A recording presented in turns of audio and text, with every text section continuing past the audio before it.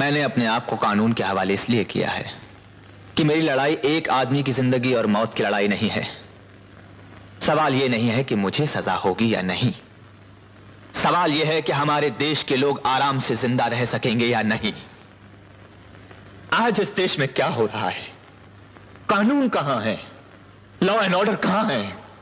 जहां देखो वहां गुंडों का राज है, अराजकता है, बलात्कार ही बलात्कार है, कभी किसी अबला का, कभी सारे समाज का। गली गली में इंसानियत का खून हो रहा है, हमारी आजादी का खून हो रहा है और हम चुपचाप खड़े देखते रहते हैं। पुलिस कुछ करना नहीं चाहती, कानून कुछ कर नहीं पा रहा, इसलिए मुझे पिस्तौल उठानी पड़ी। मगर एक जुर्म को हटाने के लिए दूसरे जुर्म का सहारा तो नहीं लिया जा सकता। अगर पुलिस की गोली से कोई अपराधी मारा जाए तो उसे जुर्म नहीं कहा जाता जज साहब। पुलिस पर मुकदमा नहीं चलाया जाता। मैंने वही किया है जो पुलिस को करना चाहिए था और उसने नहीं किया। कानून शिकनी के बढ़ते हुए तूफान को रोकने के लिए मैंने एक और तूफान का सहारा लिया। आज अगर इस शहर में अमन और शांति है, लोग आजादी से चल फिर रहे हैं, तो इसकी वजह वो तूफान है, वो डर है। मैं मानता हूं कि मैंने खून किए हैं, लेकिन दोष मेरा नहीं है, दोष कानून का है। आज इस कटहरे में मुझे नहीं, कानून को होना चाहिए था। लेकिन कानून को कैसे बुलाया जा सकता है? बुलाया जा सकता है योर ऑनर। मैं इस अदालत में कानून को पेश करने की इजाजत चाहती हूं। मैं समझा नहीं। मैं जस्टिस वीवी देशमुख को इस अदालत में एक गवाह के रूप में पेश करना चाहती हूं। यह नहीं हो सकता। एक जज को मैं नहीं चाहता कि मेरी जिंदगी के लिए कोई भी लड़े। प्रभात, मैं कोई नहीं हूं, मैं रजनी हूं, तुम्हारी जिंदगी और तुम मेरी जिंदगी हो। हमारी जिंदगी का फैसला तुम अकेले नहीं कर सकते। मैं ये मुकदमा लड़ूंगी, तुम मुझसे ये हक नहीं छीन सकते। I will fight for your life.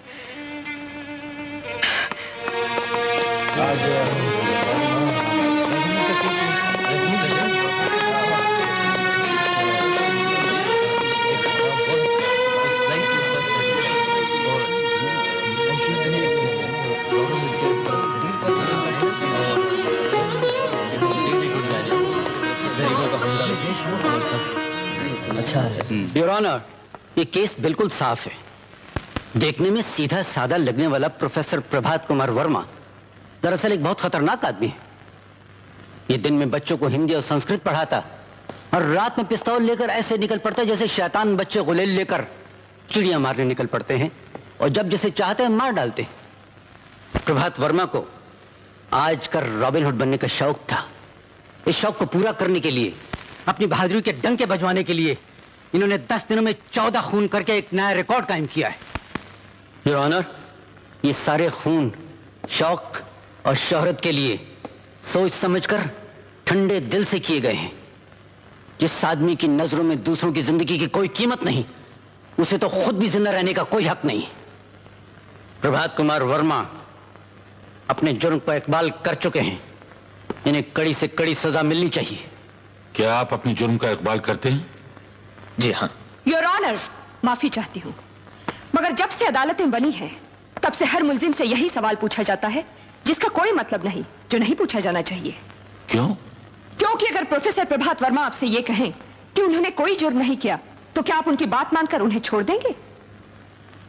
Your honour, अदालत के इस कटहरे में प्रोफेसर प्रभात वर्मा इसलिए खड़े हैं कि असलियत का पता लगाया जा सके, यह साबित किया जा सके कि ये अपराधी हैं या नहीं।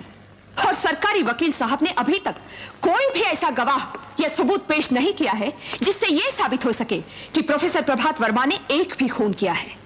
योर ऑनर, ये शख्स इतना चालाक है कि इसने आज तक कोई सबूत छोड़ा ही नहीं।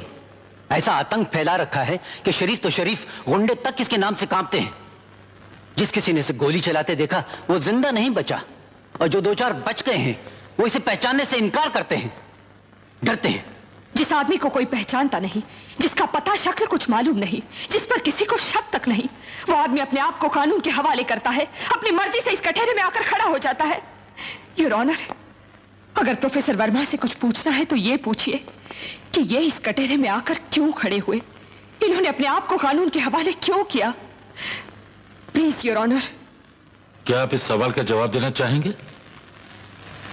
जज साहब, मैंने अपने आप को कानून के हवाले इसलिए किया है कि मेरी लड़ाई एक आदमी की जिंदगी और मौत की लड़ाई नहीं है।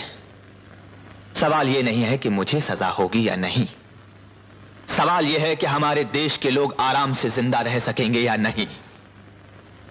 आज इस देश में क्या हो रहा है? कानून कहां है? लॉ एंड ऑर्डर कहां है? जहां देखो वहां गुंडों का राज है, अराजकता है, बलात्कार ही बलात्कार है।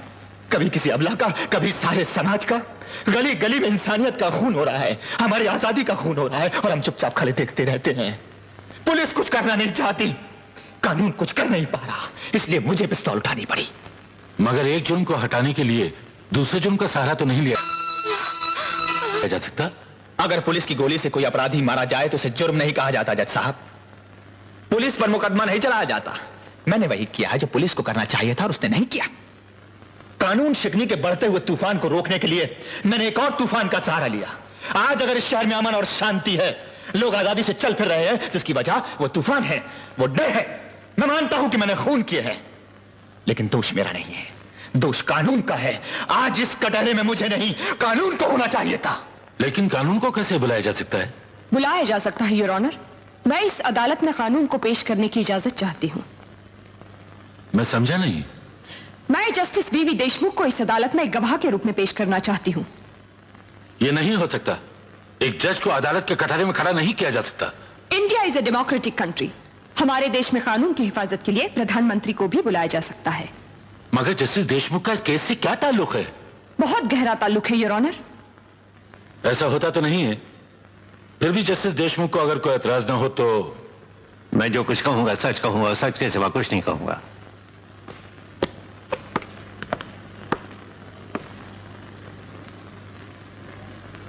जस्टिस देशमुख, आपको पिछले नवंबर की 20 तारीख याद है? क्या हुआ था उस दिन? उस दिन आपकी अदालत में एक बलात्कार और खून का केस आया था। ऐसे केस तो रोज आते हैं, उसमें याद रखने की क्या बात है?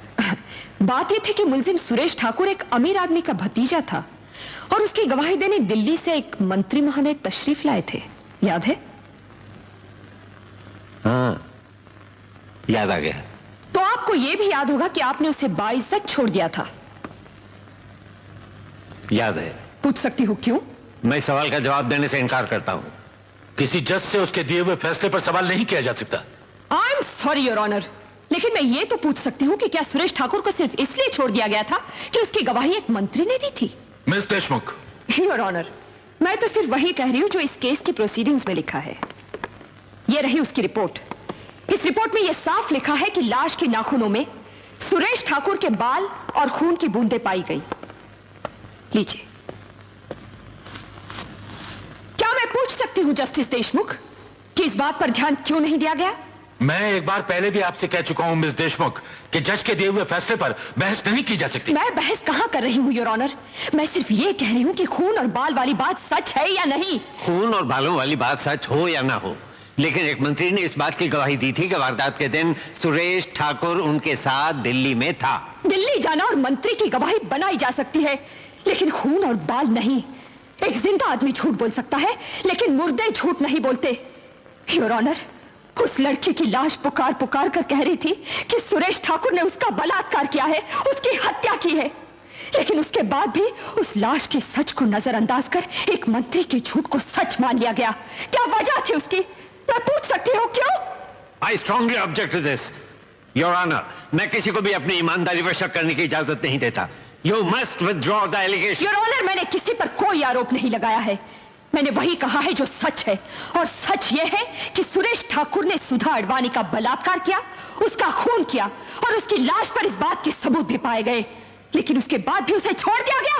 जस्टिस देशमुख, पिछले नवंबर की 20 तारीख को आपने एक अपराधी को बाइज्जत छोड़कर इंसाफ को सजा दी थी, उसे फांसी के फंदे पर लटका दिया था। Miss Deshmukh, this is contempt of court. आप चाहे मुझे भी फांसी के फंदे पर लटका दीजिए, लेकिन आज मैं ये पूछने से बाज नहीं आऊंगी कि उस दिन आपने गलत इंसाफ क्यों किया, क्या कारण था उसका। Stop it now.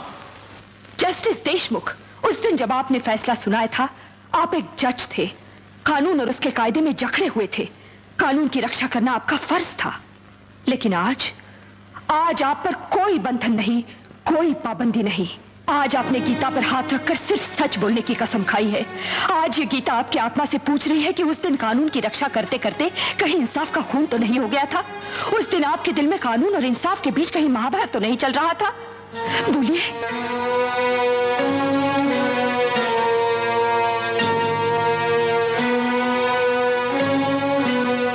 एक जज के दिल में ये महाभारत हमेशा होती रहती है।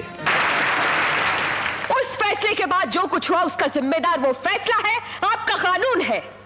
अगर उस दिन सुरेश ठाकुर को बाइज्जत रिहा न किया जाता तो प्रोफेसर प्रभात वर्मा का घर बर्बाद न होता, उसकी मां का खून न होता, उसकी बहन का बलात्कार न होता, वो आत्महत्या न करती। योर ऑनर, उस दिन अगर सुरेश ठाकुर जैसे भयानक जानवर को इस शहर में खुला न छोड़ दिया जाता तो प्रोफेसर प्रभात कुमार वर्मा जैसे शरीफ आदमी को, एक कवि को हाथ में पिस्तौल उठाकर खूनी न बनना पड़ता। ऐसा हुआ था तो प्रभात कुमार ने पुलिस को क्यों नहीं बताया? बताने से क्या होता? फिर कोई मंत्री आकर गवाही देता कि वो बंबई में नहीं दिल्ली में था, या कोई सरकारी डॉक्टर आके साबित कर देता कि सुरेश ठाकुर अपने 5 साथियों के साथ किसी अस्पताल में बेहोश पड़ा अपना इलाज कर रहा था। और जो अस्पताल में है वो प्रोफेसर के घर कैसे हो सकता है?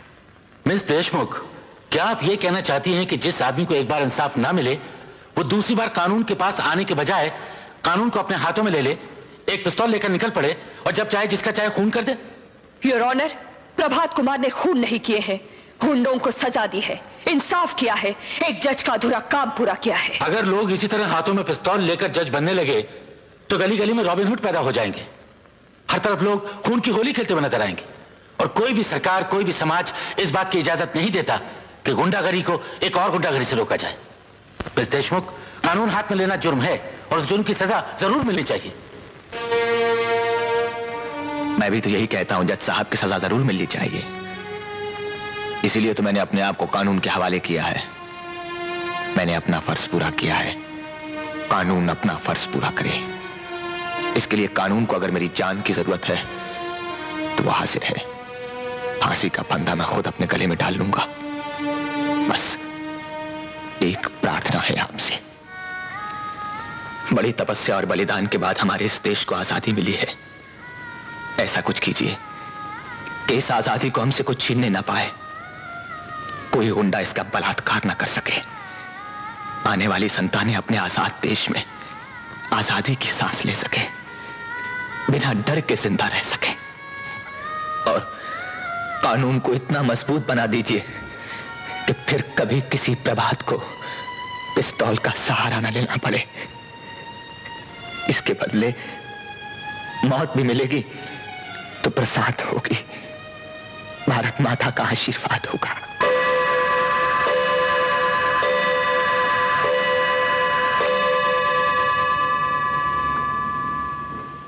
The court is adjourned.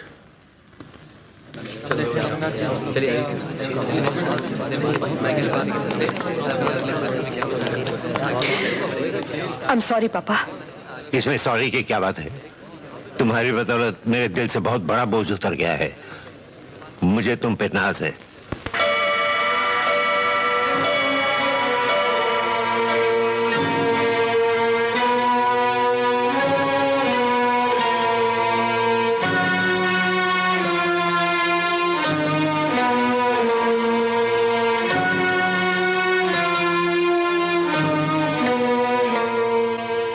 सुनिए, खाना लग गया है।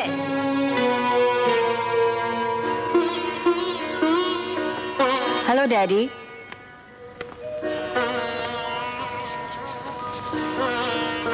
Hello daddy. हेलो बेटी। तुमसे कई बार कहा है कि अदालत की परेशानियां घर पे नहीं लाया करो। क्या करूं भाई, काम ही ऐसा है। इंसान की जिंदगी और मौत का सवाल होता है। आजकल रॉबिन हुड का केस चल रहा है। बात तो ठीक है, जब से वो आया है शहर में अमन हो गया है, नहीं तो जब तक रेनू कॉलेज से नहीं आ जाती थी मुझे तो डर लगा रहता था। जरा सोचिए योर ऑनर, आपकी बेटी कॉलेज से घर आ रही है, रास्ते में गुंडा उसे देख लेता है, वो भागती है, गुंडा उसका पीछा करता है, उसको पकड़ लेता है, उसका बलात्कार करना चाहता है। आपकी बेटी मदद के लिए पुकारती है, उसकी चीखें सुनसान सड़कों से टकराकर वापस आ जाती है, वो थककर जमीन पर गिर जाती है और गुंडा उसके कपड़े उतारने के लिए हाथ आगे बढ़ाता है और अचानक एक गोली चलती है। भगवान की तरह वहां कोई आ जाता है, गुंडा मारा जाता है और एक दुनिया उजड़ते उजड़ते रह जाती है, एक जिंदगी बर्बाद होते होते बच जाती है। मैं आपसे पूछना चाहती हूँ योर ऑनर, क्या आप बचाने वाले को सजा देंगे, उसे खूनी समझेंगे, उसे गुनहगार और अपराधी ठहराएंगे? तुम कहना क्या चाहती हो? योर ऑनर, प्रभात कुमार मुजरिम नहीं है। उन्होंने जो कुछ भी किया है वो कानून की हिफाजत के लिए किया है, आपको आपको और आपको बचाने के लिए किया है। और ये साबित करने के लिए मैं इंस्पेक्टर शफी को एक गवाह के रूप में पेश करने की इजाजत चाहती हूं। इंस्पेक्टर शफी,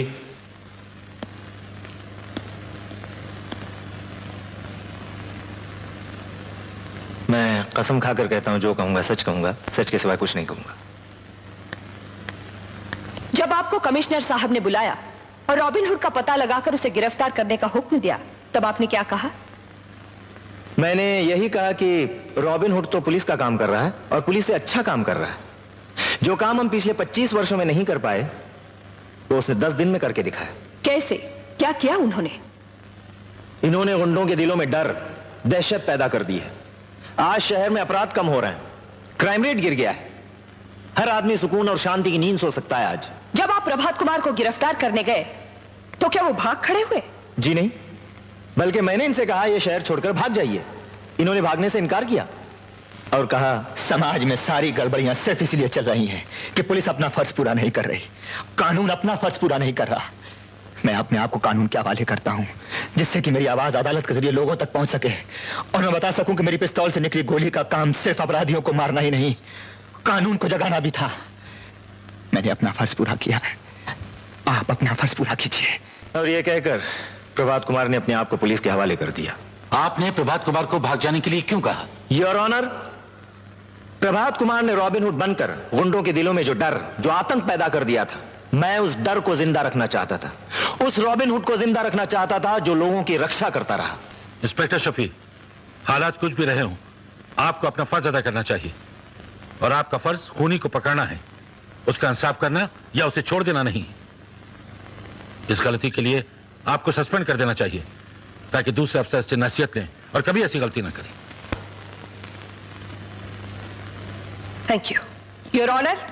इंस्पेक्टर शफी ने और एक गलती की है, सच बोलने की गलती, यह बताने की गलती कि उन्होंने प्रभात कुमार को भाग जाने की सलाह दी।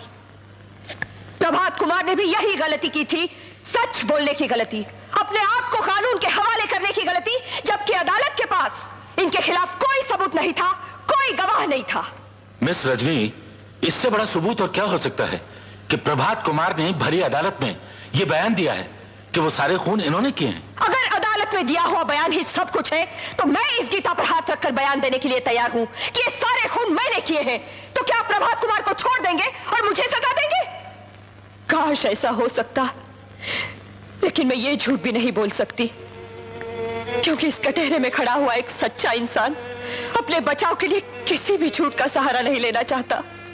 जज साहब, जरा गौर से देखिए, ये वही सीधा साधा प्रोफेसर है जो इलाहाबाद से बंबई आता है, यहाँ की गुंडागर्दी देखकर घबरा जाता है, पुलिस के पास जाता है, कोई मदद नहीं मिलती। एक मालदार गुंडा एक शरीफ लड़की का बलात्कार करता है, उसकी हत्या कर देता है।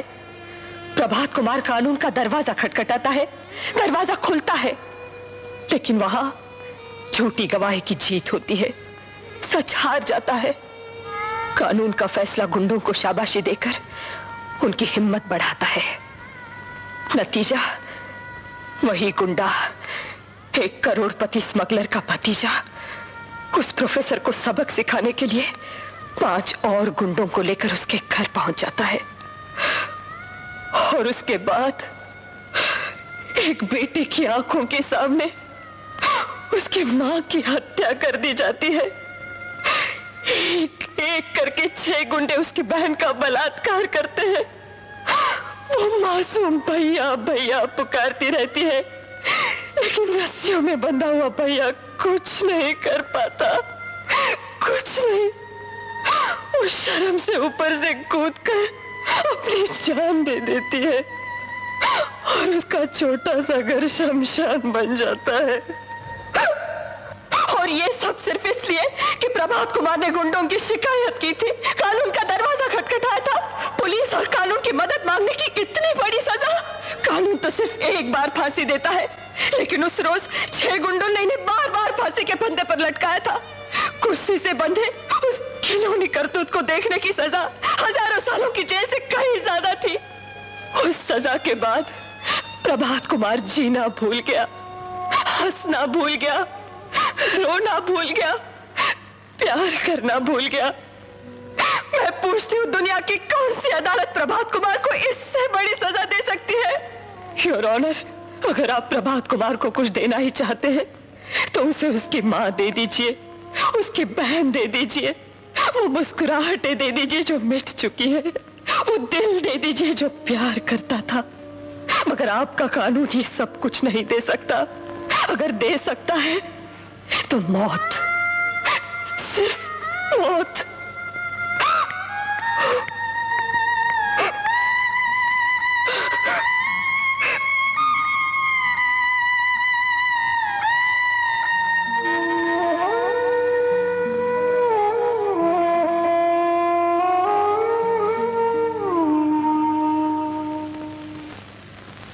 इसमें कोई शक नहीं कि पिछले कुछ दिनों से हमारे देश में अपराध और अराजकता बढ़ती चली जा रही है। अब सवाल यह है कि हम और आप इस अराजकता के लिए क्या कर रहे हैं? चुपचाप देखते रहना या कानून और सरकार को गालियां देना इसका इलाज नहीं, और नहीं इसका इलाज कानून को हाथ में लेकर लोगों का खून करना है। दोनों रास्ते गलत हैं। इसलिए आज जरूरत इस बात की है कि हम सब लोग साथ मिलकर अपने देश को मजबूत करें, कानून को मजबूत करें, पुलिस को मजबूत करें, जिससे हमारे देश से अपराध और अराजकता कम हो सके और हम हर एक के साथ सही इंसाफ कर सकें। प्रभात कुमार के साथ भी सही इंसाफ होना चाहिए। कानून का तकाजा है कि उन्होंने जो जुर्म किया उसकी सजा उन्हें मिले। इसलिए यह अदालत प्रभात कुमार को उम्र कैद की सजा देती है। लेकिन जिन हालात में ये खून हुए, उन हालात में किसी भी इंसान का मानसिक या दिमागी संतुलन बिगड़ सकता है। प्रभात कुमार के साथ भी ऐसा ही हुआ। इसलिए यह अदालत इंसानियत और इंसाफ की मांग को पूरा करते हुए सरकार से यह दरखास्त करती है कि उनको और उनकी सजा को माफ कर दिया जाए।